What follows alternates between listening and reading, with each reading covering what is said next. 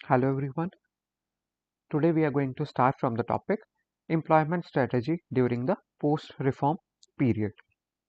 So, it is often argued that high rate of economic growth is necessary but not a sufficient condition to solve the problem of unemployment in India. तो often ये argue किया जाता है कि high rate of economic growth जो है वो India में ज़रूरी है बट सफिशिएंट नहीं है to solve the problem of unemployment in India. The high rate of economic growth is necessary but not a sufficient condition to solve the problem of unemployment in India. In India, the employment elasticity is quite low and the annual growth rate of 8 to 9% can only provide a partial solution to the problem of unemployment. तो India में employment elasticity जो है वो काफ़ी कम है और जो annual growth rate हमें देखने को मिला था 8 to 9% का that can only provide a partial solution to the problem of unemployment तो वो जो ग्रोथ रेट है that is not the only या it is not the top criteria for solving the problem of unemployment in India तो hence eighth 5 year plan it emphasized on both growth and restructuring of output composition of growth. So it set the target of 2.6 to 2.8% annual growth in employment with a view to achieve near full employment in a period of 10 years. Of course, this was not achieved. Also, the government started focusing on sectors with high employment elasticity like rural non-farm sector, promoting small industries, services sector, etc. तो government का जो target था that was 2.6 to 2.8% annual growth in employment का और 10 साल में near full employment achieve करने का गवर्नमेंट का टारगेट था कंप्लीट तो नहीं हुआ बट एटलीस्ट गवर्नमेंट का इनिशिएटिव इस साइड पे स्टार्ट हो गया था also the government started focusing on sectors जो सेक्टर्स हाई एम्प्लॉयमेंट इलास्टिसिटी वाले हैं गवर्नमेंट ने उन पे फोकस करना स्टार्ट कर दिया for example rural non farm sector तो रूरल एरियाज में non farm non farming related sectors plus promoting the small industries self help groups service sector etcetera ninth 5 year plan ने focus किया था on the need for providing productive work as the basic source of dignity and self respect the 11th 5 year plan, it aimed to create 58 million jobs. But what was seen was the jobless growth. तो government के ये plans तो थे through 5 year plans but जो देखने को मिला वो ग्रोथ तो थी बट उसमें जॉब्स एडिक्वेटली जनरेट नहीं हो पा रही थी that was the jobless growth was seen the government programmes on poverty reduction they proved ineffective due to leakages मतलब करप्शन की वजह से जो गवर्नमेंट के पॉवर्टी रिमूवल प्रोग्राम्स भी थे वो भी अच्छी तरह से इम्प्लीमेंट नहीं हो पाए they were ineffective the jobless they started entering the informal sector अब जॉबलेस जो थे उन्होंने कुछ तो कमाना था तो they started entering the informal sector the workers they migrated to the city तो रूरल एरियाज में से वो अब सिटीज की तरफ जाना शुरू कर दिए और दे फाइनली उनका पॉवर्टी का सोल्यूशन तो नहीं हुआ and they ended up in slums तो रूरल एरिया से वो अर्बन में तो आ गए बट अर्बन एरियाज के अपने ड्रॉबैक्स थे वहाँ पे रिसोर्सेज लिमिटेड थे पॉपुलेशन बढ़ती जा रही थी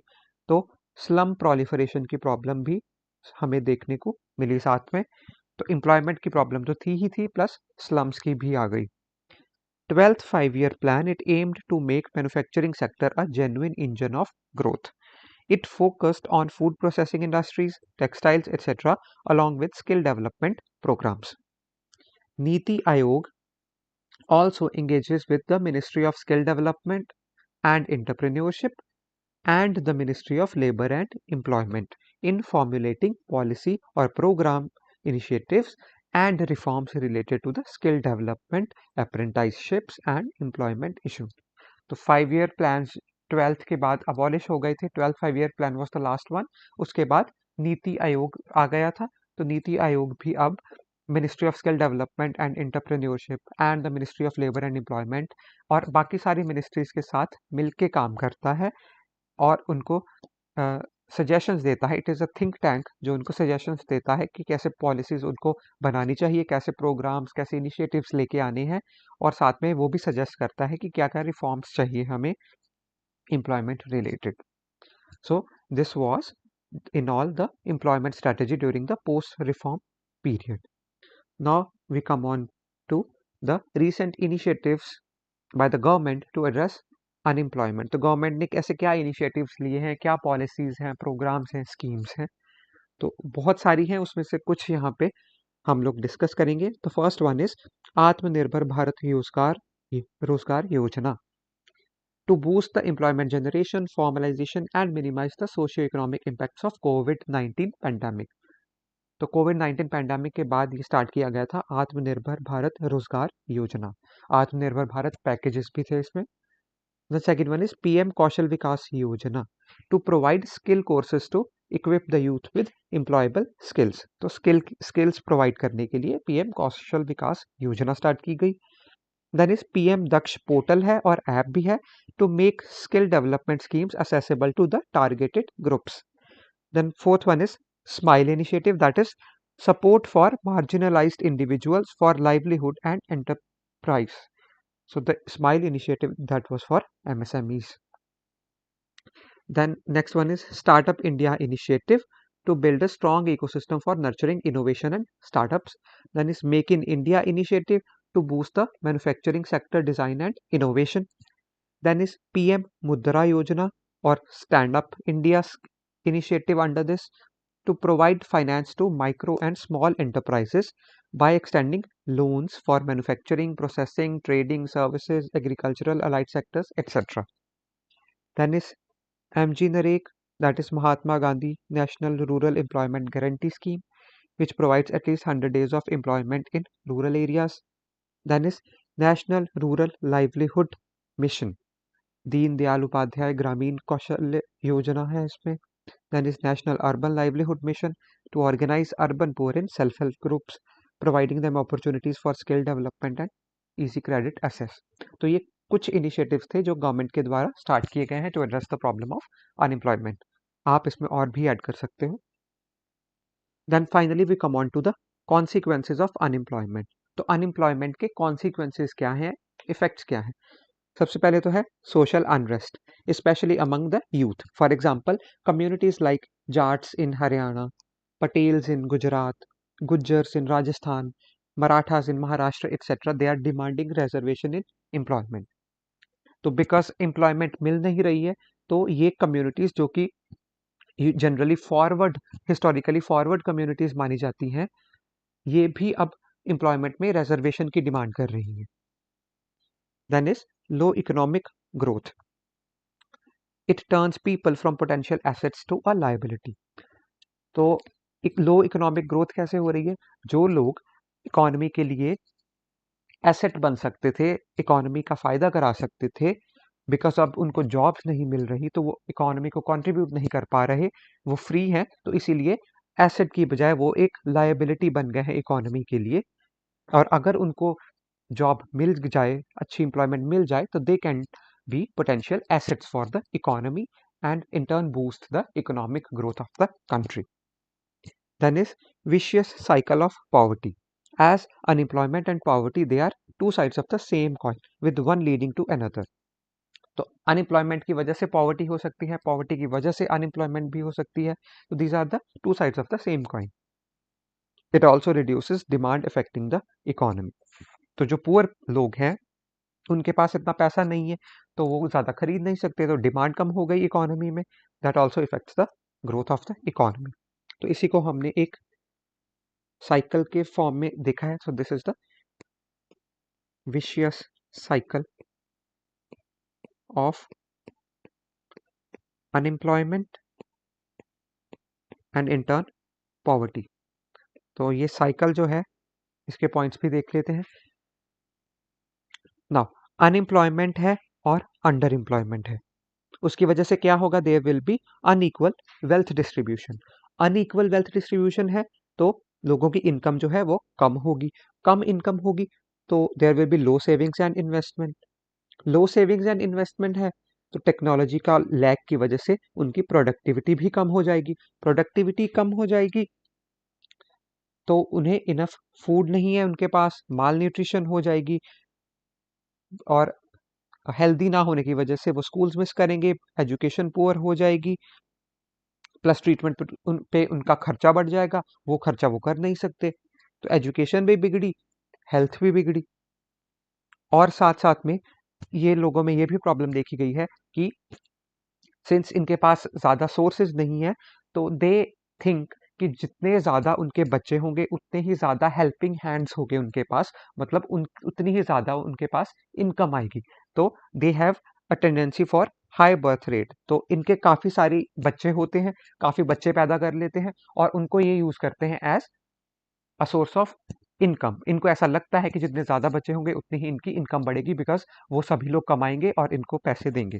तो बहुत सारी सोशल प्रॉब्लम्स जो हैं वो अनएम्प्लॉयमेंट एंड पॉवर्टी की वजह से होती हैं। In fact these are the root causes for majority of the problems in the society. तो हाई बर्थ रेट है, ज़्यादा लोग हैं, तो अल्टीमेटली पॉपुलेशन बढ़ती जा रही है, अगेन पॉपुलेशन ज़्यादा होने की वजह से अनएम्प्लॉयमेंट हो रही है। तो ये साइकिल ऐसे चलता ही जाएगा, जिसकी वजह से अनएम्प्लॉयमेंट की वजह से पैसे नहीं है, प्रोडक्टिविटी नहीं है, उनकी हेल्थ अच्छी नहीं है, एजुकेशन में इन्वेस्ट नहीं करेंगे, प्लस बर्थ कंट्रोल नहीं है उनके पास, उसके जो प्रॉपर प्लानिंग नहीं है, तो इसकी वजह से पॉपुलेशन बढ़ती जाएगी। पॉपुलेशन की वजह से अगेन वही अनएम्प्लॉयमेंट का साइकिल चलता जाएगा और वैसे ही पॉवर्टी का साइकिल चलता जाएगा। तो this is the vicious cycle of unemployment and poverty which are two sides of the same coin.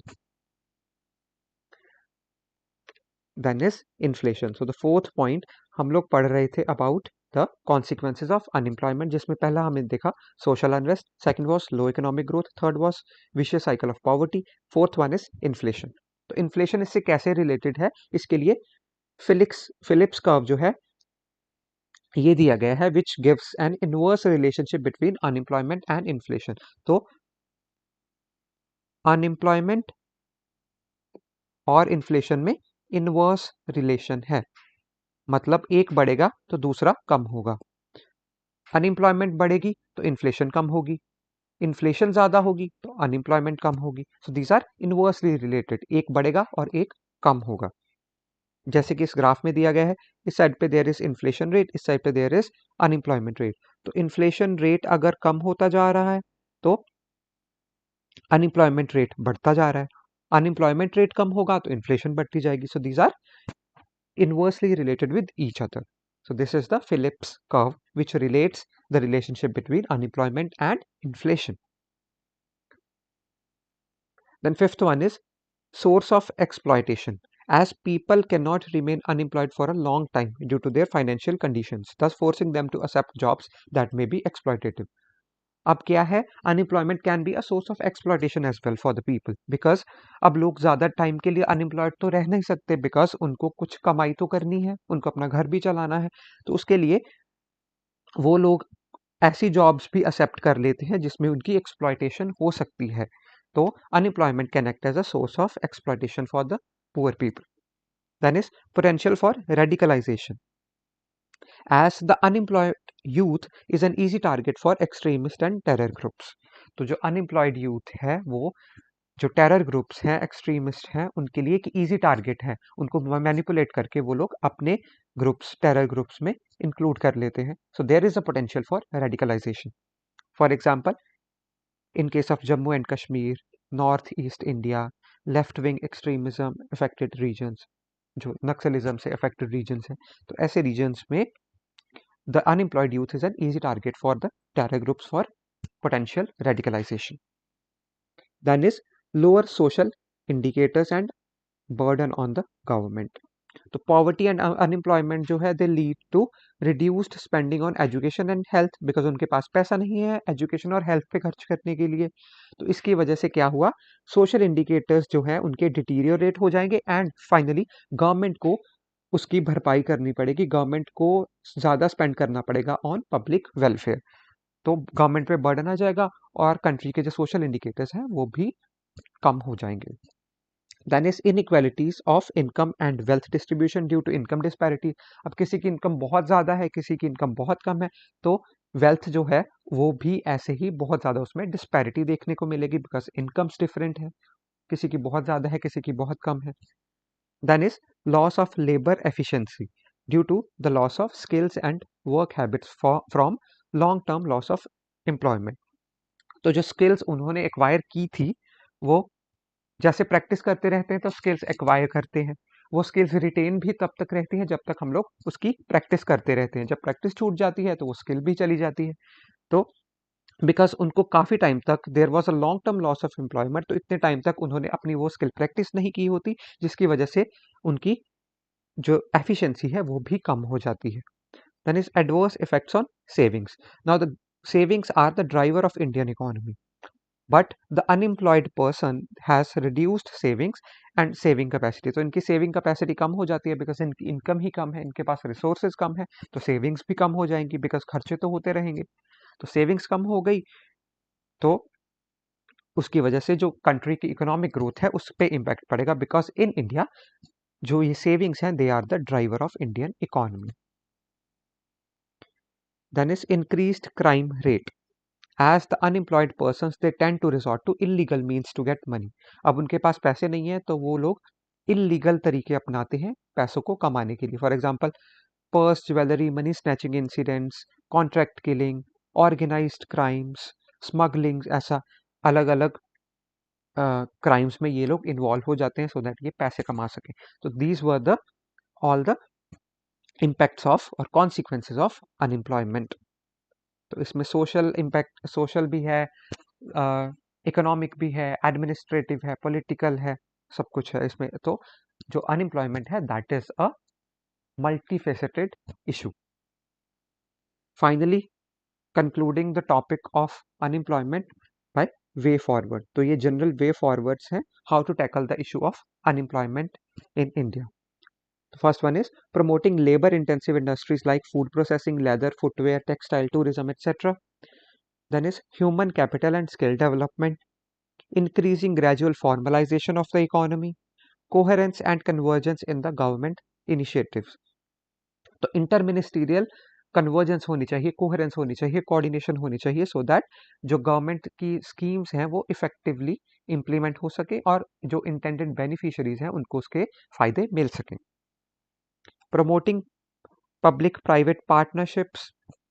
तो पब्लिक प्राइवेट पार्टनरशिप्स क्या है, जहाँ पे कुछ part public that is for government sector and private is for private sector, तो दोनों मिलके एक पार्टनरशिप बनाते हैं जो यूजुअली जनरली इंफ्रास्ट्रक्चर प्रोजेक्ट्स में इन्वेस्ट करती हैं। तो इससे भी डायरेक्टली और इनडायरेक्टली जॉब्स जो है वो काफ़ी सारी जनरेट होती हैं। Then is promoting MSMEs, startups, self help groups, sunrise industries etcetera. Sunrise are the emerging, जो अभी अभी इमर्ज कर रही हैं, स्टार्ट हो रही हैं और इनकी काफ़ी सारी अच्छी पोटेंशियल है फ्यूचर में ग्रो करने के लिए। Then is boosting the manufacturing sector, reforming export strategy and international agreements, reforming the labour laws, fostering innovation, entrepreneurship, and competitiveness among the youth, creating favorable and conducive ecosystem through the government policies, and so on. So these were the way forward towards the problem of unemployment. So with this, we conclude the first topic of Indian economy, that was unemployment.